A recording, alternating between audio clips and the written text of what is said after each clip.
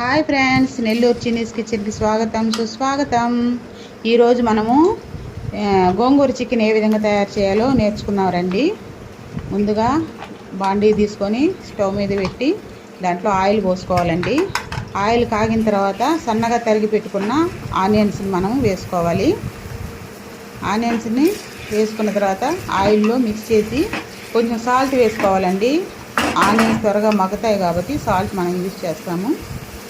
దాంట్లో కొంచెం కరివేపాకు కూడా వేసుకొని మనం ఫ్రై చేసుకుందాము. ఆనియన్స్ గోల్డ్ బ్రౌన్ కలర్లోకి వచ్చేంత వరకు మనం మగ్గించుకోవాలండి. తర్వాత దీంట్లో అల్లం వెల్లుల్లి పేస్టు ఒక 2 స్పూన్లు వేసుకుంటున్నాను ఫ్రెండ్స్. చూడండి, ఇది కూడా పచ్చి వాసన పోయేంత వరకు మనం ఫ్రై చేసుకోవాలి.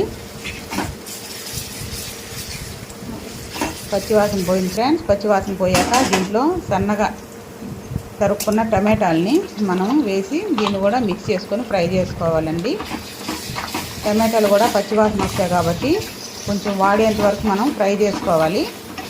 ఈ విధంగా ఫ్రై చేసుకున్న టొమాటో, ఆనియన్స్, కరివేపాకు ఇవన్నీ ఆయిల్లో వేగాక ఆయిల్ అంతా పైకి తేలుతుందండి. చూడండి ఫ్రెండ్స్, ఆయిల్ ఏ విధంగా పైకి తేలిందో.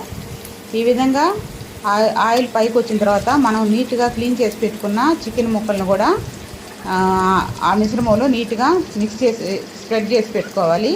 స్ప్రెడ్ చేసిన వాటిని మనం ఆ మిశ్రమంలో మిక్స్ చేసుకోవాలి. ఎందుకంటే ఆనియన్, టొమాటో ఫ్లేవర్, ఆయిల్ ముక్కలకు పడుతుంది కాబట్టి, ఉప్పు, సాల్ట్ కూడా దాంట్లో వేసాం కాబట్టి అవన్నీ ముక్కలకు పడతాయండి. కాసేపు అలాగే మనం ఫ్రై చేసి పెట్టుకోవాలి. తర్వాత పసుపు ఒక 2 స్పూన్లు లేదా 3 స్పూన్లు, ధనియాల పొడి ఒక 3 స్పూన్లు, మీ కారానికి తగ్గట్టండి. మీరు ఎక్కువ తింటారో తక్కువ తింటారో కదా, అందుకని మీరు 3 స్పూన్లు లేదా 4 స్పూన్లు కారం పొడి వేసుకోండి. లేదంటే పెప్పర్ పొడి కూడా ఒక 2 స్పూన్లు వేసుకోవచ్చు, బాగుంటుందండి రుచికి. వేసుకొని దాన్ని ఆ మిశ్రమాన్ని బాగా ముక్కలు పట్టేటట్టు కలిపి కాసేపు ఉడకనివ్వాలండి. 80% చికెను మామూలుగా ఈ టమాటో ఆనియన్ మిశ్రమంలోనే మనకు ఉడకాల. ఎందుకంటే ఇది గోంగూర చికెన్ కాబట్టి గోంగూర వేసామంటే ఆ పుల్లదనానికి ముక్కలు ఉడకవండి.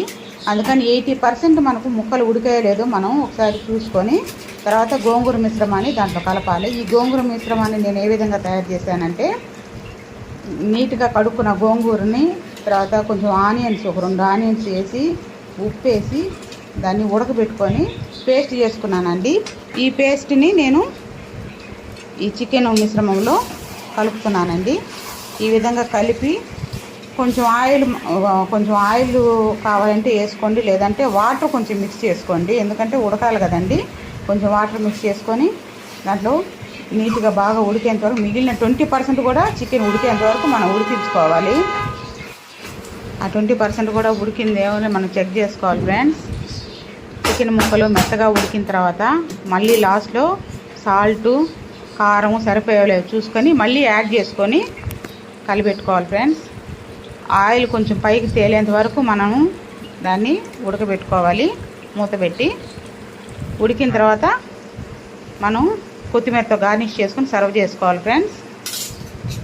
ఈ రెసిపీ మీకు నచ్చినట్లయితే మీరు ఒకసారి తయారు చేసుకొని టేస్ట్ చేసి నచ్చిందో లేదో నాకు కామెంట్ పెట్టండి ఫ్రెండ్స్.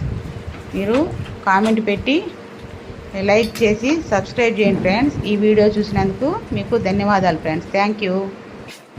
చాలామంది నా వీడియోస్ని లైక్ చేస్తున్నారు కానీ సబ్స్క్రైబ్ చేయట్లేదు, షేర్ చేయట్లేదు ఫ్రెండ్స్. దయచేసి షేర్ చేయండి, అందరికీ రీచ్ అవుతాయి కదా ఫ్రెండ్స్.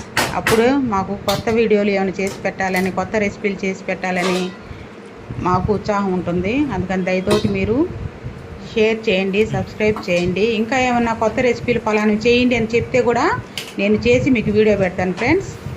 మీరు కొంచెం లైక్ చేసి, షేర్ చేసి, సబ్స్క్రైబ్ చేయండి ఫ్రెండ్స్. ఎంకరేజ్ చేయండి ఫ్రెండ్స్. Thank you.